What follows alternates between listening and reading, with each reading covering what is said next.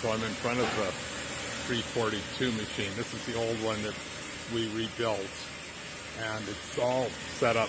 The controls are on. It's ready to go. If I hit the palm switches, the tray would go in, go underneath, and the head would come down. We would deboss the cover, and then it would come out. But if I lift up the safety guard, the control light goes off. And I'm not sure if you can hear that noise. The head slowly goes down, and the head is under pressure. I tried to put a block under it yesterday, thinking I could just hold it up because it was the weight of the head going down, and it actually took that block and squished it. So this thing will go down all the way to the bottom. You can hear the air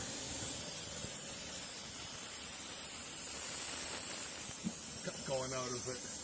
I can feel the air at the very back of this cylinder as it's going down. It's just about all the way at the base now, or at the bottom.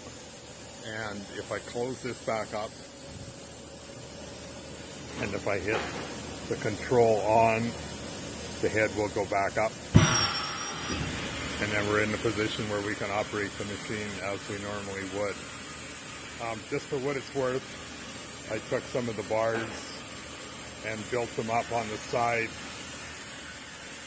and the head comes down and bottoms out on this. And I just used actually a piece of double-sided tape underneath it to build it up that little bit that we needed. And voila, we're debossing covers, and they actually look pretty decent. We get that heat off of the plate. Our problem is the dies, and we didn't have enough of these to invest in a machine die, but we should have. If we had a machine die, then we wouldn't have to deal with this. And I'm not sure why this rubber and apparently it came from you, is a little bit different than what we had. Maybe not as hard.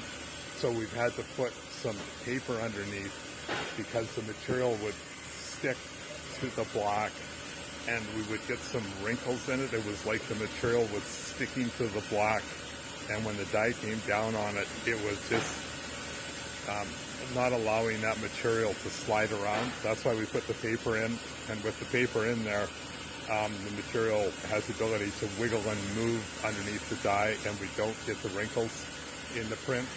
There's some large areas like that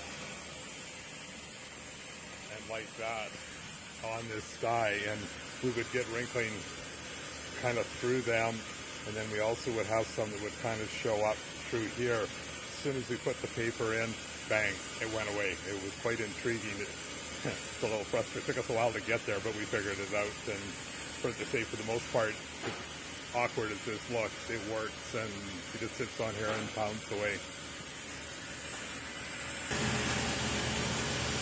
This is on the other big 342 machine. We've got that one particular die that we got from you that we're doing the 4x10 2-up with a 4x8 inch sheet in the middle of it. And we had talked a little bit when we were there about the possibility of drilling some holes. I think you had talked about back in the corner underneath where the corners are going to go, to maybe get a little bit more vacuum to hold those little devils in.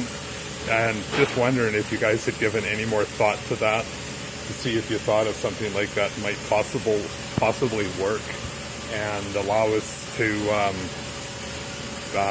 maybe put the corners on with this raised up rather than being recessed, because what the girls are doing right now is that sort of a thing. They hit the vacuum, the tray goes down, they put the corners in, and then they take the sheet and put it on top of the four corners.